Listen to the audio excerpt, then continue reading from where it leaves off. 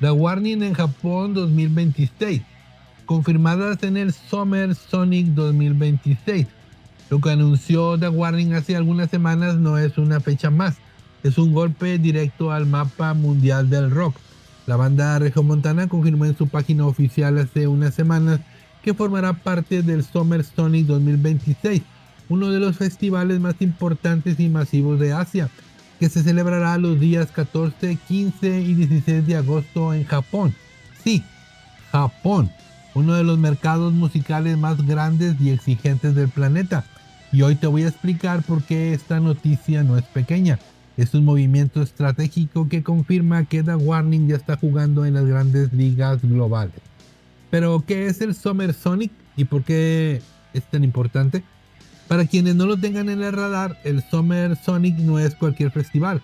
Es uno de los eventos musicales más importantes de Asia, realizado tradicionalmente en Tokio y Osaka, con escenarios gigantes como el Soso Marine Stadium y el Makuhari Messe.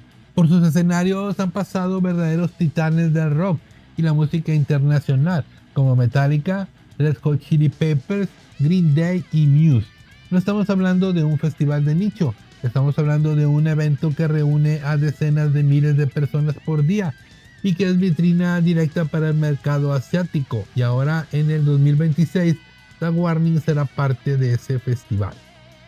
¿Por qué Japón es tan importante? Aquí viene la parte estratégica. Japón es uno de los mercados musicales más grandes del mundo, constantemente ubicado entre el segundo y tercer lugar global en ingresos. Pero no solo eso, Japón tiene una cultura musical muy particular. El público es extremadamente fiel. Apoyan mucho al formato físico en CDs o ediciones especiales. Las bandas que conectan con Japón suelen mantener carreras sólidas durante años. Muchas agrupaciones occidentales han consolidado su carrera internacional gracias al respaldo japonés. Ya rock pesado, técnico y energético funciona muy bien allá. ¿Les suena lógico que The Warning encaje perfecto en este perfil? Están capitalizando el momento más fuerte de su expansión global. Summer Sonic 2026 llega cuando la banda ya tiene un nombre internacional, cuando su sonido está definido, cuando su presencia en vivo es potente y cuando su base de fans es verdaderamente global. Lo que significa tocar en Summer Sonic. Participar en un festival así implica varias cosas. Exposición ante un público nuevo o masivo. Mucha gente que no las ha visto en vivo puede descubrirlas ahí. Validación internacional. No cualquier banda entra en este cartel. Hay curaduría fuerte. Puertas abiertas en Asia.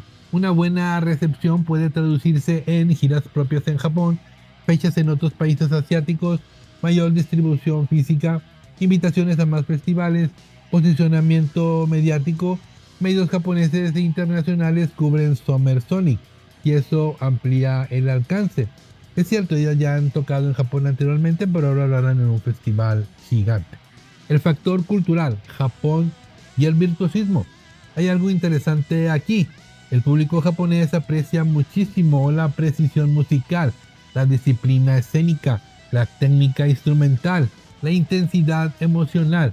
Y si algo ha caracterizado a The Warning desde sus inicios es justamente esto: tightness en vivo, ejecución sólida, energía explosiva, profesionalismo desde muy jóvenes.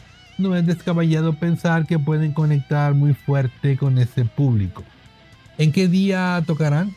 El festival se celebrará los días 14, 15 y 16 de agosto de 2026, aunque usualmente la distribución por día y ciudad se detalla más adelante en el calendario oficial. Lo interesante será ver Tokio o Osaka, escenario principal o alterno. ¿Qué bandas compartirán día con ellas? De Monterrey al mundo. Hay algo simbólico que no podemos ignorar. 3 hermanas que comenzaron subiendo covers a YouTube, que crecieron tocando en festivales nacionales, que fueron construyendo paso a paso una carrera internacional, ahora estarán en uno de los escenarios más importantes de Asia. No es suerte, es estrategia, disciplina y constancia. Y eso es algo que conecta mucho con la audiencia. Ver un proyecto latinoamericano romper fronteras en un género dominado históricamente por mercado anglosajón. ¿Qué podría venir después? Aquí es en donde se pone interesante. Si Summer Sonic 2026 resulta exitoso para ellas, podríamos ver una mini gira japonesa, ediciones especiales para el mercado asiático, participación en más festivales del continente, colaboraciones estratégicas y no olvidemos que Japón tiene una escena de rock muy activa, desde el J-Rock hasta el metal técnico y el hard rock. El terreno está listo. Repasemos. La confirmación de The Warning en Summer Sonic 2026 no es solo una fecha más en el calendario, es un movimiento que confirma que la banda ya no es una promesa emergente, es una agrupación mexicana consolidándose en el circuito internacional de festivales grandes, de Monterrey para el mundo y ahora rumbo a Japón. Y si la historia reciente nos ha enseñado algo, es que cuando The Warning pisa un escenario grande, lo aprovecha. Ahora quiero saber tu opinión. ¿Crees que Japón será un parteaguas en la carrera de The Warning? ¿Te gustaría ver una gira asiática completa después de Summer Sonic? Déjamelo en los comentarios.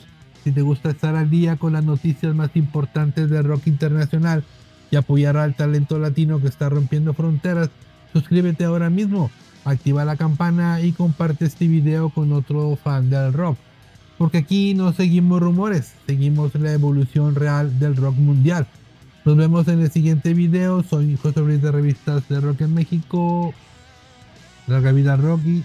Saludos a todos. Kiss. Nuevas grabaciones en 2026. Gene Simmons confirma nueva canción y el futuro de la banda toma un rumbo inesperado. Cuando muchos pensaban que Kiss ya había bajado el telón definitivamente, Gene Simmons acaba de soltar una bomba que está sacudiendo al mundo del rock. Sí, Kiss está de regreso en el estudio grabando música nueva en pleno 2026. Y no estamos hablando de demos perdidos, remasterizaciones o material reciclado. Estamos hablando de una canción completamente nueva escrita por Paul Stanley. Pero aquí viene lo más interesante. ¿Será el regreso musical de Kiss? ¿O solamente el comienzo de su nueva era digital con avatares? ¿Estamos viendo el nacimiento del Kiss del futuro? Porque lo que Gene Simmons acaba de revelar podría cambiar para siempre el legado de la banda. Hoy hablaremos del ambicioso show virtual que Kiss prepara para Las Vegas, del extraño cambio de opinión de Paul Stanley sobre grabar nueva música y del emotivo homenaje que planea para Ace Frehley tras su fallecimiento. Kiss vuelve al estudio. En una entrevista reciente, Gene Simmons confirmó algo que durante años parecía prácticamente imposible. Kiss está grabando material nuevo. El bajista y vocalista declaró: Kiss está ahora en el estudio. Acabamos de grabar una nueva canción que escribió Paul Stanley. No puedo contar mucho más, pero saldrá en algún momento. Y aunque Gene no reveló ni título, ni fecha de lanzamiento, ni detalles musicales, sus palabras fueron suficientes para incendiar las redes sociales entre los seguidores de la banda. Porque hay que recordar algo muy importante. Kiss no lanza un álbum completo de estudio desde Monster del 2012. Han pasado ya 14 años desde que aquel disco debutó en el número 3 del Billboard 200. Y antes de eso, Sonic Boom del 2009 había conseguido uno de los mejores debuts comerciales en la historia de la banda, alcanzando el puesto número 2. Es decir, aunque Kiss siempre fue criticado por algunos sectores de la prensa especializada, la realidad es que sus últimos discos funcionaron bastante bien para una banda clásica de rock. Ahora hablemos del cambio radical de Paul Stanley, porque durante años Paul Stanley prácticamente descartó la posibilidad de grabar música nueva. De hecho, en entrevistas anteriores decía algo que muchos músicos veteranos piensan, pero pocos se atreven a decir públicamente: que la gente pide discos nuevos, pero en los conciertos solo quiere escuchar los clásicos. Paul incluso llegó a decir que cuando una banda legendaria toca una canción nueva, pues la gente se sienta. Una declaración muy honesta y bastante polémica. Stanley comparaba el fenómeno con bandas como The Rolling Stones. Decía que los fans reaccionan con entusiasmo cuando escuchan Brown Sugar, Start Me Up o Satisfaction, pero no necesariamente con las canciones recientes. Y sinceramente, muchos seguidores de rock saben que eso suele pasar. El público tiene una conexión emocional con las canciones que marcaron épocas de su vida. Entonces, ¿qué cambió? Bueno, parece que el futuro tecnológico de Kiss tiene mucho que ver. Gene Simmons reveló hace apenas unas semanas que estas nuevas canciones formarían parte del espectacular proyecto de avatares digitales que la banda prepara para Las Vegas en el 2028. Un proyecto inspirado en experiencias inmersivas, tecnología avanzada y conciertos virtuales de nueva generación. Es decir, aunque Kiss se despidió de las giras tradicionales con el tour End of the Road, la marca Kiss sigue más viva que nunca y probablemente ese sea el verdadero plan: convertir a Kiss en una experiencia eterna, sin edad, sin desgaste físico y potencialmente sin final. Ahora hablemos del Kiss del futuro. Recordemos que la gira End of the Road terminó oficialmente en diciembre del 2023 con 2 conciertos históricos en el Madison Square Garden de Nueva York. Muchos pensaron que ahí terminaba todo, pero apenas bajó el telón, aparecieron en pantalla los famosos avatares digitales de Kiss. Una escena que dividió opiniones. Algunos fans quedaron fascinados. Otros dijeron que aquello parecía el inicio de una versión virtual demasiado comercial. Pero algo es indiscutible: Kiss siempre entendió el negocio del entretenimiento mejor que casi cualquier banda de rock. Desde los años 70, con juguetes, cómics, figuras de acción, pinballs, películas, ataúdes oficiales y hasta máquinas tragamonedas. Kiss siempre vio el rock como un espectáculo total y ahora quieren llevar esa idea al siguiente nivel. ¿Cómo sonará la nueva canción? Aunque todavía no se conocen detalles musicales, Paul Stanley adelantó hace unos meses que le gustaría volver a un sonido clásico. Dijo que el nuevo material debería tener ritmo, energía y ese espíritu rockero que invite incluso a bailar. Además, habló de letras enfocadas en la libertad, el empoderamiento personal, disfrutar la vida y vivir bajo tus propias reglas. Temas que históricamente han sido parte fundamental del ADN de Kiss. Porque más allá del maquillaje y las explosiones, Kiss siempre representó exceso, diversión y escapismo. Ahora hablemos de Gene Simmons y la industria musical moderna. Otro tema importante es la manera en la que Gene Simmons ve actualmente la industria musical. Durante años, Simmons criticó duramente el streaming y las descargas ilegales. Incluso compartió la situación con un plomero que trabajaba todo el día y al final no recibe pago. Quien considera que el modelo actual perjudicó seriamente a los músicos. Y aunque muchos no están de acuerdo con él, también es cierto que la industria cambió radicalmente desde los tiempos donde vender discos generaba millones. Por eso resulta interesante que Kiss haya decidido volver al estudio en esta época. Tal vez ya no buscan competir en ventas, tal vez buscan alimentar el universo multimedia de Kiss. Repasemos. Contra todo pronóstico, Kiss vuelve a grabar música nueva en 2026.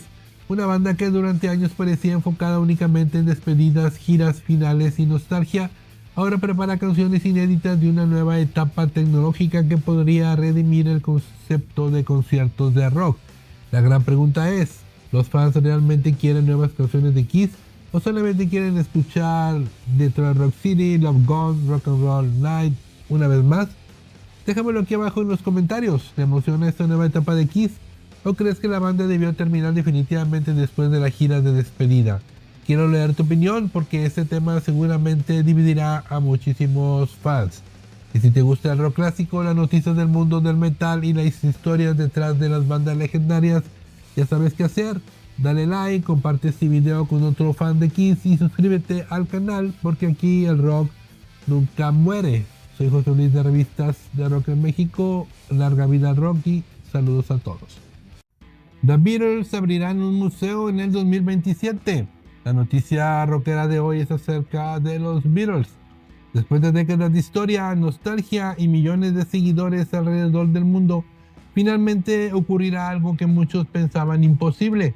Paul McCartney confirmó que en 2027 abrirá el primer museo oficial de The Beatles en Londres.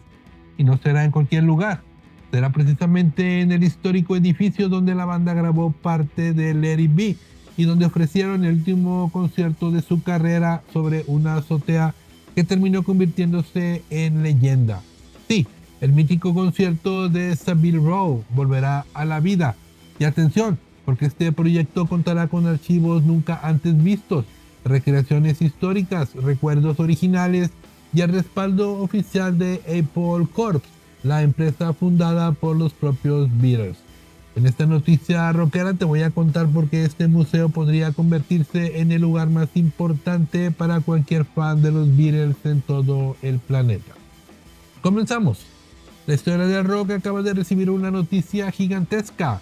Sir Paul McCartney confirmó oficialmente que Londres tendrá el primer museo avalado directamente por Apple Corps, dedicado completamente a los Beatles. El recinto abrirá sus puertas en el 2027 y estará ubicado en el número 3 de Savile Row, una dirección histórica para la banda británica. Y es que este edificio no es cualquier inmueble. Ahí funcionaron las oficinas centrales de Apple Corps, la empresa creada por los Beatles en 1968. Pero además dentro de esas paredes se grabaron sesiones del legendario álbum Let It Be, publicado en 1970 y considerado uno de los discos más importantes en la historia del rock. Sin embargo, lo más emblemático del lugar está en la azotea. Sí, esa misma azotea donde John Lennon, Paul McCartney, George Harrison y Ringo Starr ofrecieron el 30 de enero de 1969 el último concierto público de The Beatles.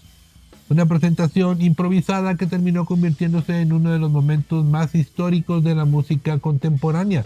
La escena fue inmortalizada durante décadas y recientemente volvió a tomar enorme relevancia gracias al documental Give Back dirigido por Peter Jackson. Ahora, gracias a este nuevo museo, los visitantes podrán revivir aquel concierto histórico como nunca antes. Según la información revelada por Apple Corps, el inmueble contará con 7 niveles llenos de experiencias para los fans. Habrá exposiciones temporales, material inédito, archivos históricos, objetos relacionados con la banda y una reconstrucción del estudio donde The Beatles trabajaron en Let It Be. Además, los visitantes podrán subir a la famosa azotea y experimentar el ambiente del legendario concierto final. Y aquí hay algo muy importante. Aunque Liverpool, ciudad natal de la banda, ya cuenta con museos dedicados a los Beatles, ninguno de ellos habrá sido oficialmente respaldado por Apple Corps. Esto convierte este nuevo recinto en el primer museo verdaderamente oficial aprobado por los propios Beatles y su empresa. Paul McCartney explicó que durante años miles de turistas visitaban lugares emblemáticos como Abbey Road, pero existía una limitación importante. La gente podía tomarse fotografías afuera de los estudios, pero no entrar realmente a conocer el interior. Por eso, McCartney aseguró que abrir este museo le parecía una idea fantástica, y sinceramente tiene razón, porque para millones de personas alrededor del mundo, The Beatles no son solamente una banda, son parte de la historia cultural del siglo XX. Estamos hablando de un grupo que revolucionó la música, cambió la industria discográfica y abrió el camino para prácticamente todo el rock moderno. Desde su formación en Liverpool en 1960, The Beatles transformaron la música popular con discos históricos como Revolver, Sgt. Pepper's Lonely Hearts Club Band, The White Album, Abbey Road y por supuesto el Let It Be. Además, canciones como Hey Jude, Let It Be, Yesterday, Come Together y Here Comes the Sun siguen siendo escuchadas por nuevas generaciones incluso más de medio siglo después. Esto muy pocas bandas pueden lograrlo. Otro detalle que emocionó muchísimo a los fans fueron las declaraciones tanto de Paul McCartney como de Ringo Starr. McCartney confesó que recientemente volvió a visitar el edificio de Savile Row y que la experiencia fue profundamente emotiva. El músico de 83 años aseguró que esas paredes guardan recuerdos preciosos y describió el lugar como un espacio lleno de historia. Por su parte, Ringo Starr también reaccionó con nostalgia.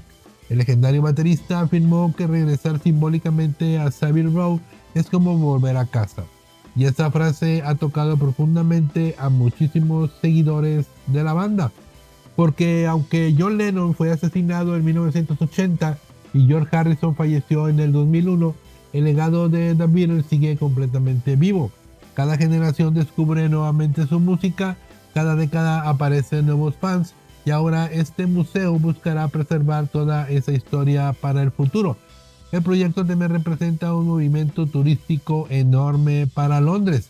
Expertos consideran que el museo podría convertirse rápidamente en uno de los sitios musicales más visitados del Reino Unido, junto a Abbey Road y Liverpool, y no es para menos. Estamos hablando posiblemente de la banda más influyente de todos los tiempos. De hecho, muchos historiadores de la música consideran que sin The Beatles probablemente el rock moderno no existiría tal y como lo conocemos hoy. La expectativa ya es enorme entre los fans. En redes sociales miles de personas comenzaron a celebrar la noticia y muchos ya planean viajar a Londres en el 2027 para visitar el museo, porque más allá de un simple recorrido turístico, este lugar promete convertirse en una auténtica cápsula del tiempo para revivir la magia de The Beatles. Repasemos. The Beatles volverán a hacer historia en el 2027 con la apertura del primer museo oficial avalado por Apple Corps en Londres.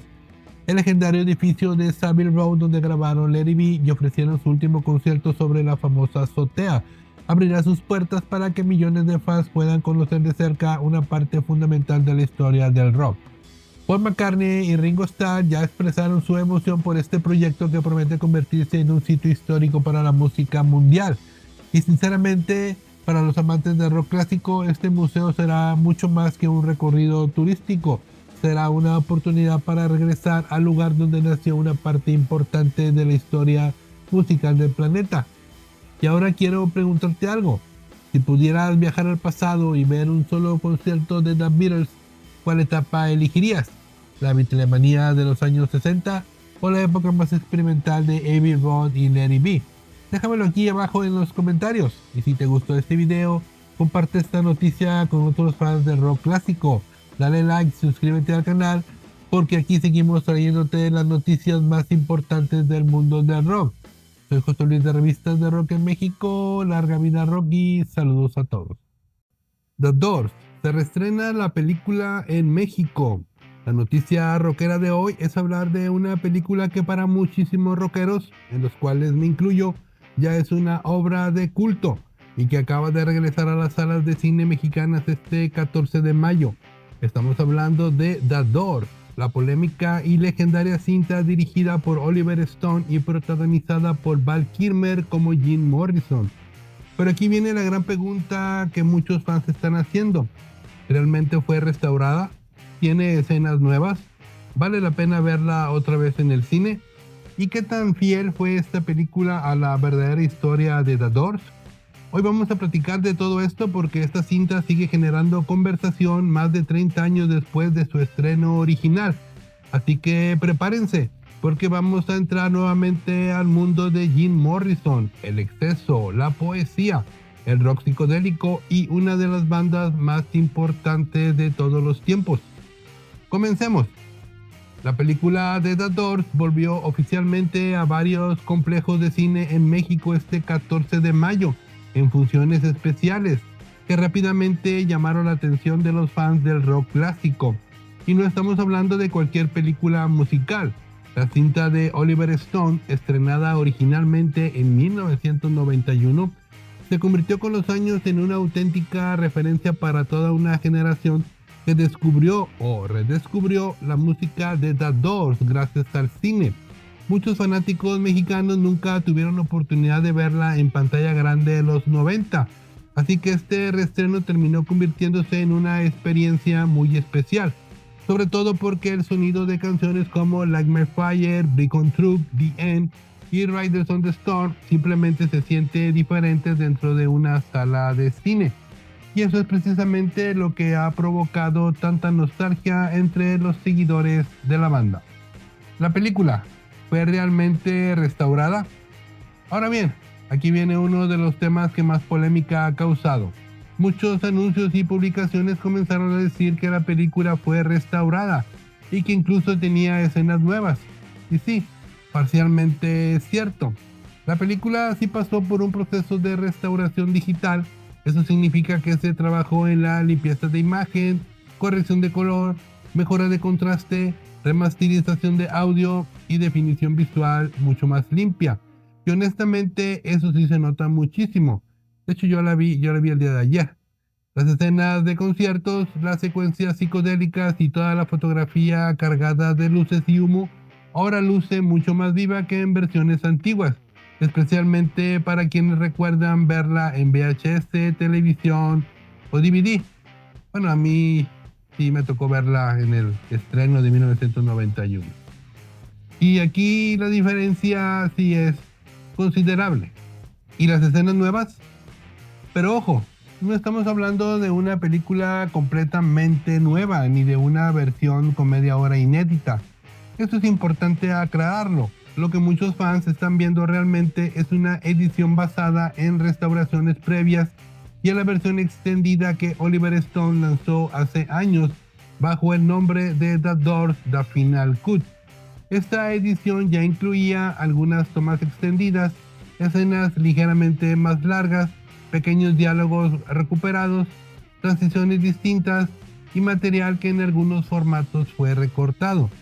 Pero no esperen una transformación radical de la historia. No es como cuando aparecen escenas totalmente desconocidas que cambian toda la película. Los cambios son más sutiles. Y mucha gente salió del cine diciendo, pues sí se ve mejor, sí se escucha increíble, pero las escenas nuevas son mínimas.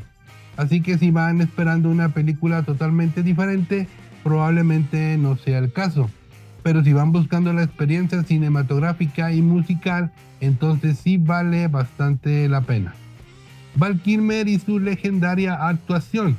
Y hablando de esta película, es imposible no detenernos en el enorme trabajo que hizo Val Kilmer como Jim Morrison. Muchos consideran esta interpretación como una de las mejores actuaciones de un músico en la historia del cine. Y no es exageración. Val Kilmer estudió durante meses los movimientos de Morrison, su manera de hablar, sus gestos y hasta su forma de caminar en el escenario. Pero hay algo todavía más impresionante. Val Kilmer grabó varias de las voces que aparecen en la película y según se cuenta, algunos miembros reales de The Doors llegaron a confundirse entre la voz original de Morrison y la de Kilmer durante la producción. Eso habla del nivel de compromiso que tuvo con el personaje y honestamente, cuando uno vuelve a ver la película hoy en día, sigue siendo impactante. La gran polémica. ¿Oliver Stone exageró todo? Ahora, aunque la película es considerada un clásico, también ha sido muy criticada por algunos integrantes cercanos a la banda, especialmente por el fallecido Ray Manzarek. El tecladista de The Doors dijo durante años que Oliver Stone convirtió a Jim Morrison prácticamente en una caricatura del exceso. Según Manzarek, la película exageró el alcoholismo, las drogas, la destrucción personal y el comportamiento errático de Morrison, y dejó en segundo plano su lado más intelectual y poético. Porque no hay que olvidar algo importante, Jim Morrison no solamente era una estrella de rock, también era un apasionado de la literatura, el cine experimental y la poesía, y algunos fans creen que esa parte quedó un poco perdida dentro del enfoque más caótico de la película. Sin embargo, otros consideran que justamente esta intensidad fue lo que convirtió a The Doors en una película tan poderosa y memorable. ¿Cuál es el legado de los Doors en este 2026? Bueno, algo muy interesante es que este reestreno demuestra que The Doors sigue siendo una banda absolutamente vigente. Estamos hablando de música creada hace más de medio siglo y aún así sigue conectando con nuevas generaciones. Hoy vemos jóvenes descubriendo a The Doors en Spotify, TikTok, en los vinilos, documentales y películas, mientras que generaciones mayores reviven una época completa cada vez que escuchan la voz de Morrison. Y eso no pasa con cualquier banda. The Doors logró construir una especie de mito alrededor de Jim Morrison que sigue creciendo incluso décadas después de su muerte. Por eso este reestreno ha llamado tanto la atención, porque no es solamente una película, es volver a entrar al universo de una de las figuras más misteriosas y fascinantes en la historia del rock. Repasemos. La película The Doors regresó a las salas de cine en México este 14 de mayo y ha despertado muchísima nostalgia entre los fans del rock clásico y especialmente entre quienes crecieron escuchando a The Doors. Sí existe una restauración visual y de audio, por lo que la experiencia de verla es mejorada. Sin embargo, hay que aclarar que no estamos frente a una película totalmente nueva ni con grandes cantidades de escenas inéditas. La mayor parte del material adicional proviene de versiones extendidas que Oliver Stone ya había trabajado anteriormente, incluyendo The Final Cut. También volvimos a confirmar algo que sigue impresionando después de tantos años, la actuación de Val Kilmer como Jim Morrison, que continúa siendo considerada una de las mejores interpretaciones musicales entre la historia del rock. Y claro, la polémica sigue. Mientras algunos aman la intensidad y el caos que muestra la película, otros, incluyendo gente cercana a la banda como Ray Manzarek, creen que Oliver Stone exageró demasiado el lado destructivo de Morrison y dejó fuera parte de su perfil más artístico e intelectual. Pero al final, guste o no guste, The Doors sigue siendo una película que mantiene vivo el mito de Jim Morrison y demuestra que la música de la banda todavía tiene un enorme impacto, incluso en las nuevas generaciones. Pero ahora quiero saber tu opinión. ¿Ya fueron a ver nuevamente la película The Doors al cine? ¿Creen que la película realmente hace justicia a la banda? ¿O piensan como Ray Manzarek que Oliver Stone exageró demasiado la imagen de Jim Morrison? Déjenme sus comentarios aquí abajo porque este tema definitivamente sigue dando mucho de qué hablar. Y si les gusta el rock clásico, las noticias musicales y las historias de las grandes leyendas del género, suscríbanse al canal, activen la campanita y compartan este video con otros fans del rock. Yo soy José Luis de Revistas de Rock en México y nos vemos en el próximo video. Larga vida al rock y saludos a todos. Megadeth reseña Ciudad de México 2026. Estamos presenciando el principio del final para una de las bandas más grandes en la historia del thrash metal. Megadeth regresó a la Ciudad de México, pero esta vez no fue un concierto cualquiera. La sensación dentro de la Arena Ciudad de México era distinta, más intensa, más emocional, más pesada, porque miles de fans llegaron con una idea rondando en la cabeza. Podría ser una de las últimas veces que Dave Mustaine pise un escenario mexicano con Megadeth. Y créanme, la noche terminó dejando más preguntas que respuestas.